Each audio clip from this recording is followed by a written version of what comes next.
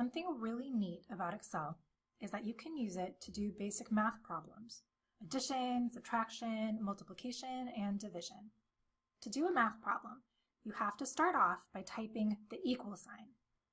Putting the equal sign at the front of your math problem is kind of like saying, "Hey Excel, what is..." and then you type the problem you want it to solve for you. So, for example, here I am in cell C5, and I want to add the numbers 67 and 33. I would type equal sign 67 plus 33. When I hit enter, it gives me my answer, 100. Subtraction is also really straightforward. I would just type equal sign 67 minus 33, and then I hit enter to get my answer. For multiplication, we use the asterisk instead of a lowercase x. So if I wanted to multiply those same numbers that I used before, I would type equal sign 67 asterisk 33. For division, we use a slash. Think of it like you were writing out a fraction on a typewriter. So to divide the numbers, I would type equal sign 67 slash 33.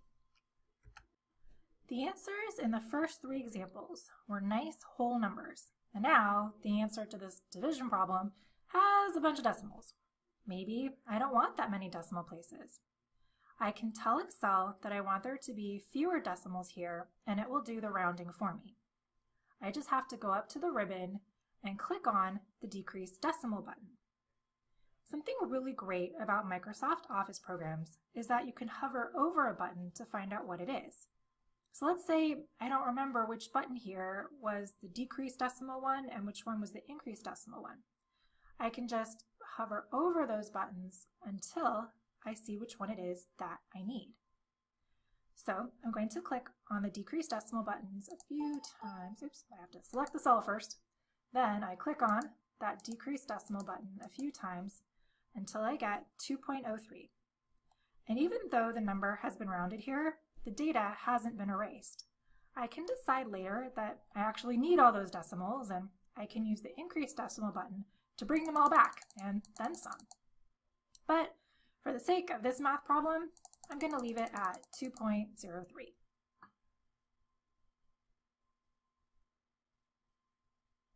Let's say someone emailed me this spreadsheet, and I see these numbers, 100, 34, 2,211, and 2.03. I'm not sure if these are numbers that the person just typed in or if there's a formula behind them. The way I can tell is by clicking on the cell and then looking at the formula bar.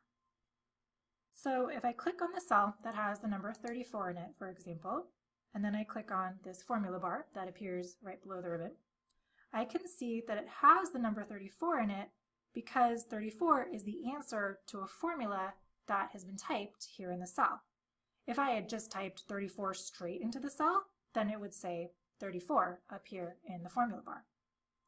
If you ever have to correct something that you typed into a cell, whether it's a word or a number or a formula, I recommend fixing it here from inside the formula bar rather than typing in the cell itself, because it's really easy to accidentally erase everything when you try editing inside the cell itself.